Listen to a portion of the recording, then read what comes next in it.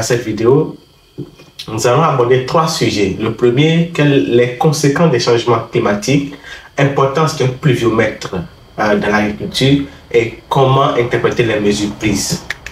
Donc, sans plus tarder, nous allons aborder le premier point, qui est les changements climatiques.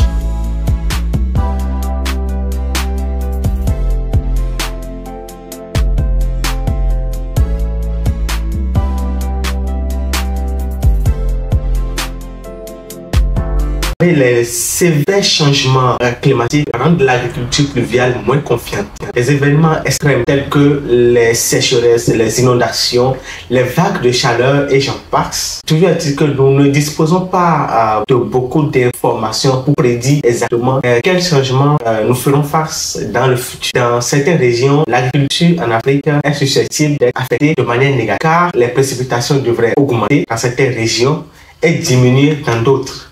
Et je ne vous apprends pas grand chose en disant que au moment où on attend la pluie, on ne la voit pas. Et les précipitations sont décalées et parfois nous avons des semaines et voire même des mois de retard de pluie.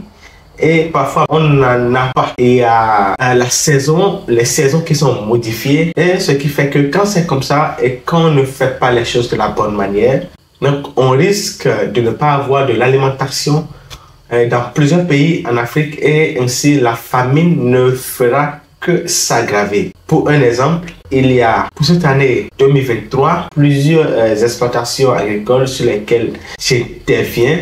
J'ai assisté auprès des voisins qu'il y a eu assez de ressemis de maïs. Pourquoi?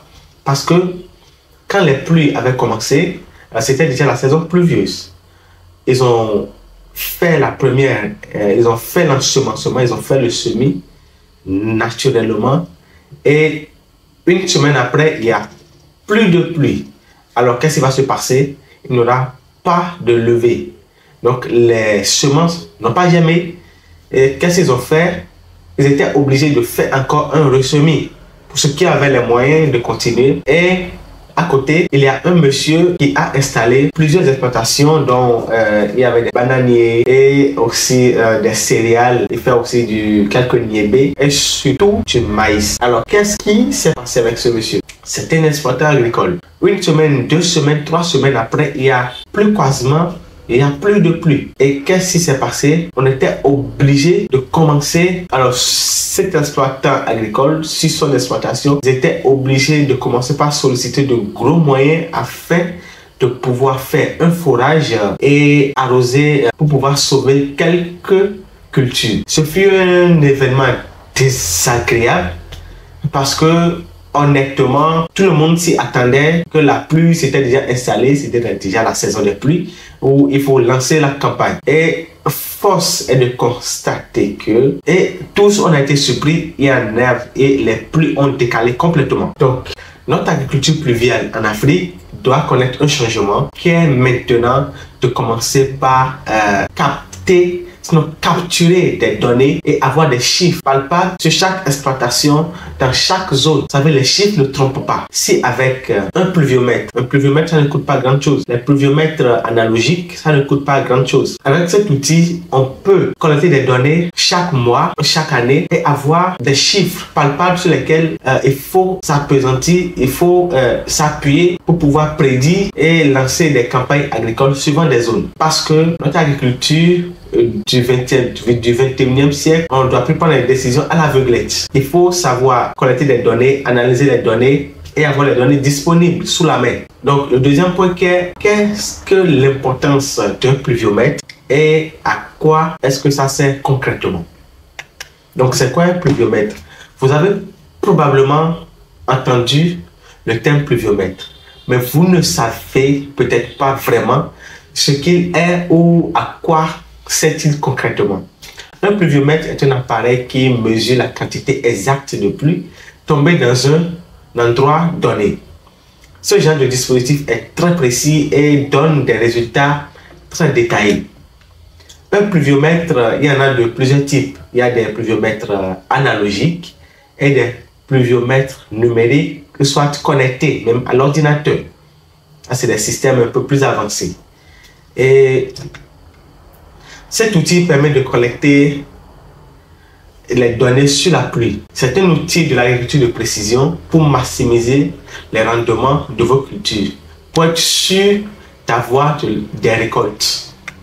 L'agriculture étant une activité météo sensible, il est indispensable d'anticiper les épisodes de pluie pour mieux planifier les tâches. Les pluviomètres constituent l'un des instruments de mesure professionnelle d'une station météo agricole. Les pluviomètres permettent des relevés pluviométriques faciles avec une cuve et des graduations permettant de mesurer le niveau d'eau. Ces pluviomètres peuvent parfois être connectés et envoyer des données à des réseaux sans fil. En tant qu'agriculteur, il est crucial de surveiller la quantité de précipitations dans votre région pour savoir quand arroser vos cultures et quand est-ce qu'il faut faire les semis pour ne pas tomber dans le piège de ressemis, parce que les ressemis ça coûte très cher. Imaginez-vous en train de faire un ressemis sur une superficie de 100 hectares. Là, c'est énorme. Un pluviomètre entre en jeu à ce moment précis pour pouvoir avoir de la data et prendre des décisions. Donc, une fois les données collectées, ils peuvent être analysés puis affichés sous forme de graphiques, de tableaux et de statistiques qui indiquent la quantité de pluie tombée pendant la journée, la semaine, le mois ou plus encore. Le pluviomètre est souvent utilisé par les agriculteurs professionnels pour suivre les niveaux d'humidité et aider à planifier la quantité d'arrosage nécessaire. Donc, quand vous avez un pluviomètre, ça vous épargnera de tâtonner. Quand je n'ai pas un pluviomètre sur les exploitations, par exemple, qu'est-ce que moi je fais? Quand je n'ai pas une pluviométrie de 70 mm, je ne fais pas du tout le semis du maïs. Ouais. Parce que une chose c'est de semer et une chose c'est de voir la culture pousser. La semence, ça doit germer. Si elle ne germe pas, ça veut dire que on est en perte. Or, c'est une activité commerciale, c'est une agriculture commerciale. On n'a pas droit à l'erreur. C'est beaucoup de l'argent qui est investi. Alors, j'ouvre une parenthèse. La pluie, nous avons encore l'opportunité en Afrique, nous avons encore l'occasion en Afrique d'obtenir quelques pluies, même si il y a des changements climatiques, nous obtenons encore quelques millimètres de pluie qui sont favorables à un bon nombre de productions.